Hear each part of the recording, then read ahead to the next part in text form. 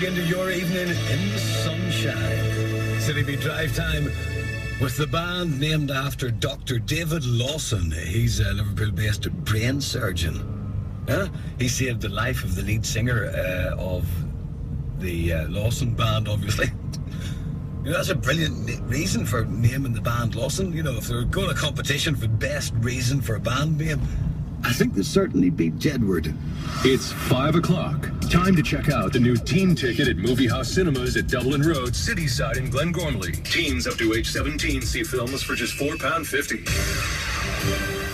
On 96.7 and 102.5 FM and digital radio Northern Ireland wide. This is City Beat News. Good evening, I'm Clodagh Rice.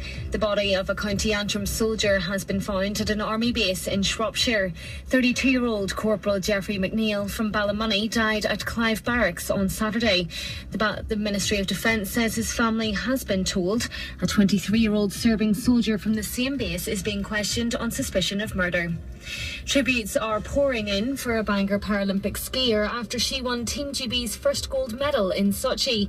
Kelly Gallagher, who's visually impaired, claimed victory in the Super G event with guide Charlotte Evans. North Down Mayor Andrew Muir says there'll be a warm welcome home for the Paralympian. I woke up this morning at 7:20, turned on the radio and heard this, and what a brand new bright day for Bangor and for Northern Ireland to hear this news. Fantastic news, and warm congratulations to Kelly. The whole people across Bangor, Northern Ireland on the field are really rejoicing at this news.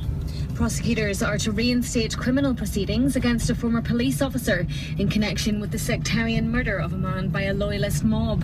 Robert Hamill, a Catholic man aged 25, was beaten by the gang in Portadown in 1997 and died in hospital.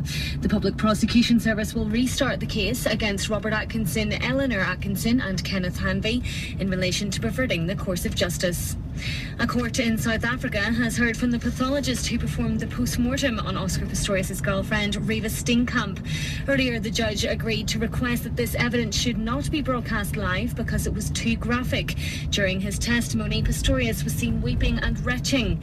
South African legal expert Llewellyn Curlewis says he was required to stay and listen. One would be mindful of the fact that unless it is a clear case of he is not fit to sit in for the rest of the proceedings, he won't be allowed to excuse himself. And a book of condolence has opened in memory of Belfast-born actor James Ellis. The star died in Lincoln on Saturday, 1 week short of his 83rd birthday. He's best known for playing Sergeant Burt Lynch in police series Z Cars, but also starred in Doctor Who, Ballycasangel and Only Fools and Horses. Signing the book at Belfast City Hall, Deputy Lord Mayor Christopher Stalford says it's important that we as a city recognise his contribution. I think Belfast people generally like people who make a success of themselves but don't forget their roots and don't forget where they come from, and certainly in the case of Jimmy Ellis that is what happened. He came from Belfast. You know, when he left our shores he never lost his accent, he never hid himself, he never hid who he was or what he was. The City Beat Business Brief with libusinessinfo.co.uk. Register for free practical advice for business at libusinessinfo.co.uk. The world's largest banana company will be created when Dublin-based fruit supplier Fifes merges with a rival. The proposed new business with US firm Chiquita is expected to make £2.75 billion a year. They hope to sell more than 160 million banana boxes annually, as well as melons and pineapples.